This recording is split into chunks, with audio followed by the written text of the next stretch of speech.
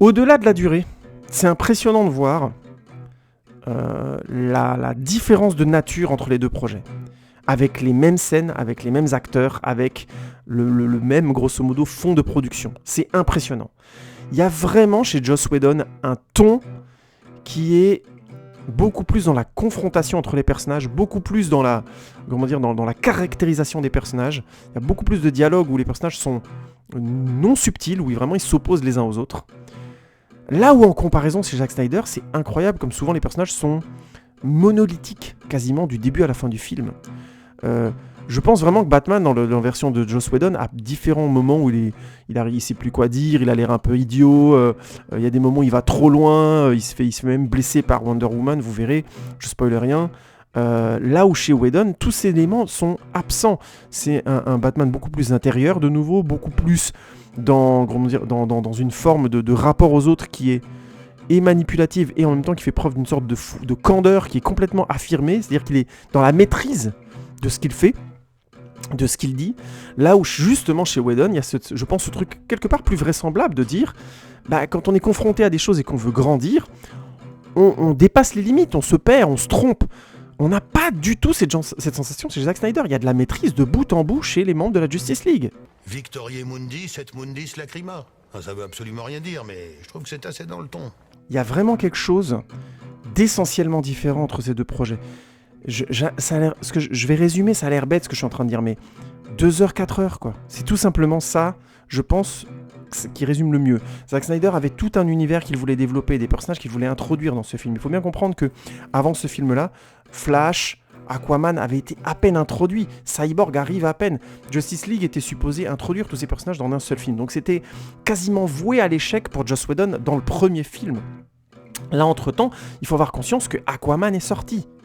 Il faut avoir conscience que le Flash de Ezra Miller, on est en train de développer un film dessus. Mais grosso modo, il y avait clairement un manque déjà dans la source du projet pour Joss Whedon, source à laquelle Zack Snyder a eu les moyens de pallier.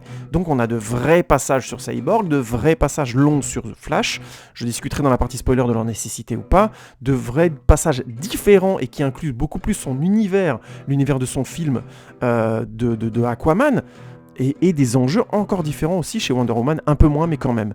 Donc il faut bien avoir conscience que il y avait de toute façon à la source du projet un problème chez Joss Whedon auquel Zack Snyder n'a pas eu à se confronter quand on lui a dit vas-y fais un montage de 4 heures, t'es tranquille.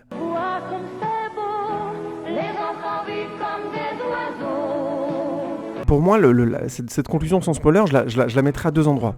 Si vous avez aimé le cut de Joss Whedon, vous allez avoir du mal. Vous allez vraiment avoir du mal avec ce nouveau montage parce qu'il est dans le ton, dans l'intensité, dans les rapports entre les personnages, fondamentalement différents. J'insiste, fondamentalement.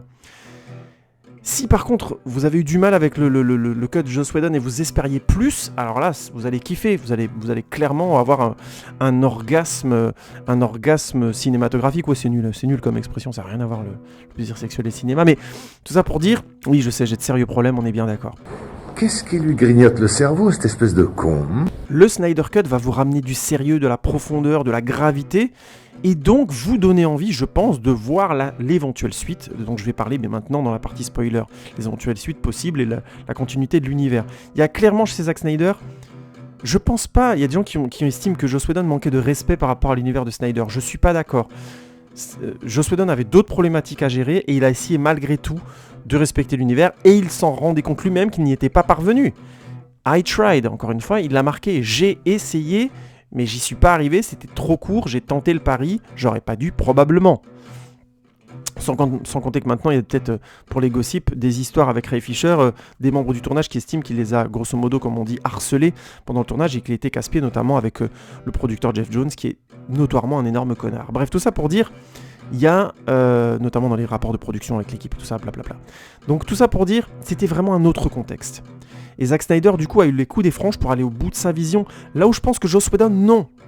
Vous voyez, c'est très très très compliqué à comparer.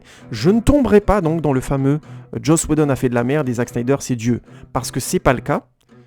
La version de Zack Snyder a aussi des problèmes à mon avis, qui sont dus à son style, ce que je vous ai parlé là, et d'autres problèmes que je vais aborder dans la partie spoiler, mais comme vous ne l'avez pas encore vu, je vous dis à bientôt, allez le voir, pour ceux qui l'ont vu. Eh ben, la lecture automatique devrait vous emmener sur les parties suivantes où on va commencer à désosser un peu tout ça.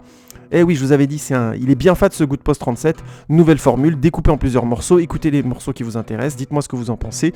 Il est très probable que je vous réponde, vous n'avez pas entendu, j'en ai parlé dans le morceau d'avant que vous n'avez pas écouté.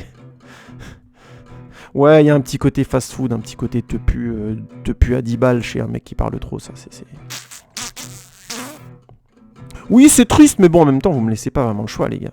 Mon Tipeee reste désespérément à 1 million d'euros par semaine, ça ne me suffit pas, ok ? Hashtag aidez les riches, s'il vous plaît. Mais d'esprit, oh le plus lamentable des êtres, vous n'en eûtes jamais un atome. Et de lettres, vous n'avez que les 3 qui forment le mot « sot ».